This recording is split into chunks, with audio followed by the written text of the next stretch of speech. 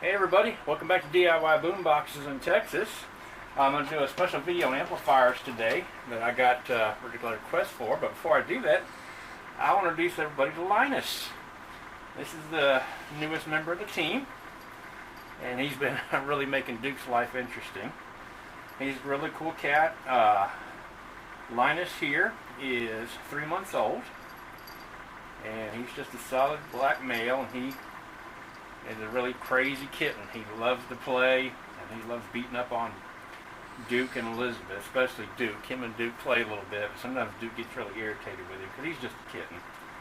He loves to play. He's really cool. So I got a little bell around his neck so I keep up with him because you can see he's a handful. Say hi, Linus. Say hi to everybody. As he gets older, I'm going to try to have him in future videos. He's pretty laid back, but he likes to play. He's a really cool cat, aren't you? Aren't you? Okay, he probably wants to go somewhere else. Alright, Linus, where are you going? Alright, well, let me talk to the people while I'm sitting here. Alright, we're going to talk about amplifiers today. I got a request from a couple members from my group that want to know about the two amplifiers that I use the most. These are actually probably my two go-to amplifiers for 90% of my projects. They work really great. I'm going to do a close-up here in just a second with the camera and tell you the features of each one of these. These are both great amps.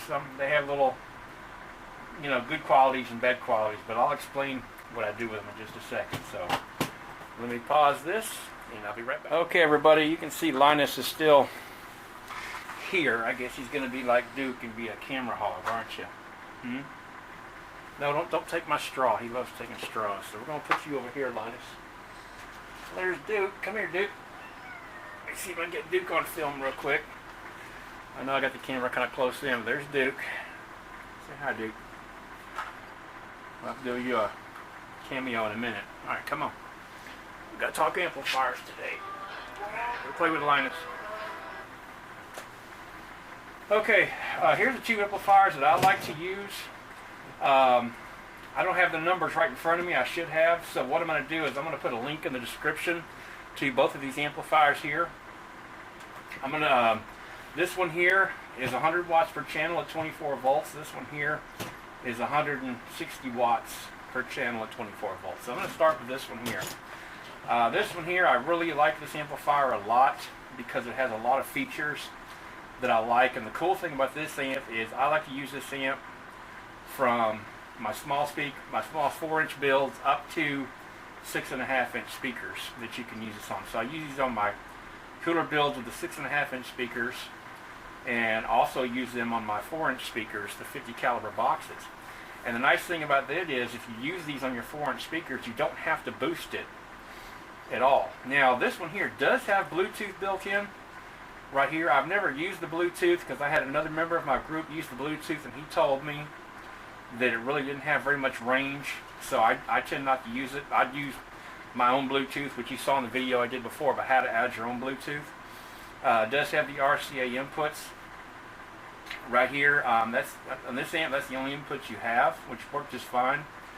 It does have a power port right here, but I've noticed that lately I've been having trouble getting the right size plug for that.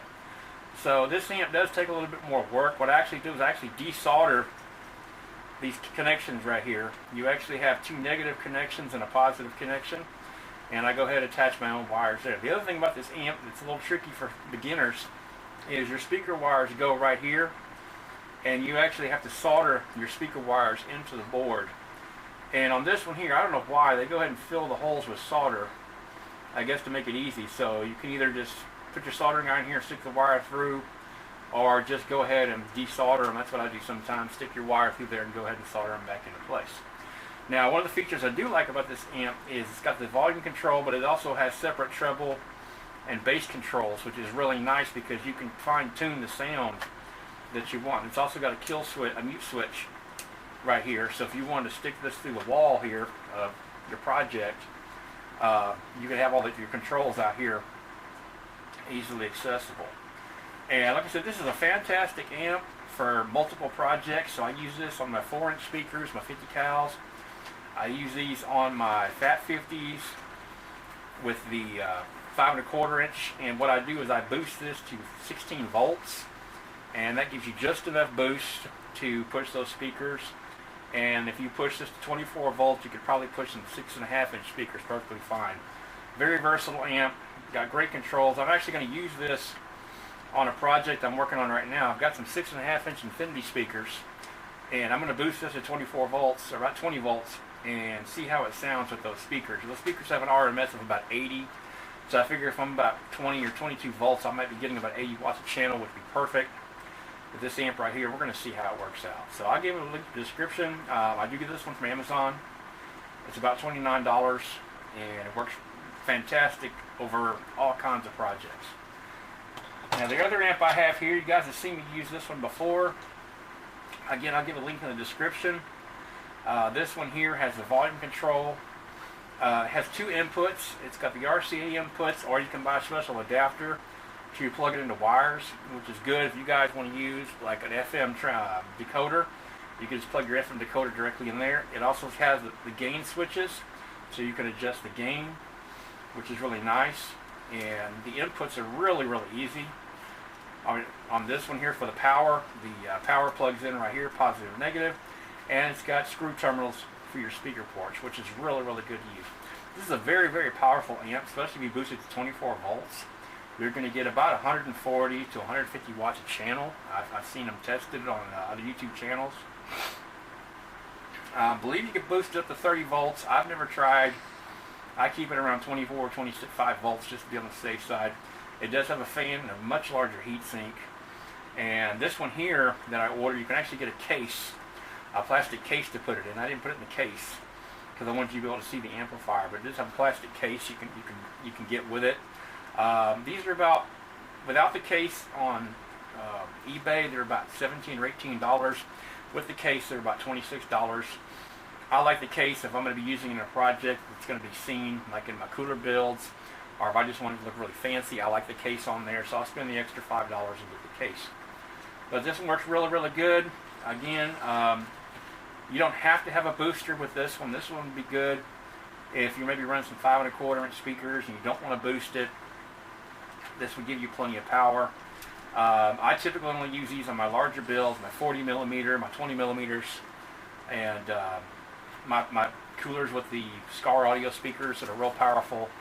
These work really good. It's got a volume control up here. Again, you got gain controls, and it's a fantastic amp. So these are the two amps that I use in probably 95% of my projects. I've tried a lot of different amplifiers, and these are the two that I really like the most. Especially this one here, because it's just so versatile. Again, you can use it for small projects, large projects. This one here does not have Bluetooth, so you do have to add it, but I tend to just use my own Bluetooth boards because I like being able to have the versatility of adding them myself. And if you want to know how to add a Bluetooth to your amplifier, I did a few videos down of how to add Bluetooth to your any amplifier, which is good for you guys that may want to use a car amplifier that doesn't have Bluetooth. So I'll show you how to do that. And like I said, here's one of the projects I was telling you about. This is my next project here. This is a Fat 50. I'll have this video up probably tomorrow night. And this one's going to be New Orleans Saints. And this is the kind of project here that I would use this one here, because again, we're going to have 5 1/4-inch speakers, and it's going to work really good. I'm going to boost this to about 16 volts. Now the other thing I meant to mention, guys, and I think I have one right up here. Let me see if I can find it. Yeah.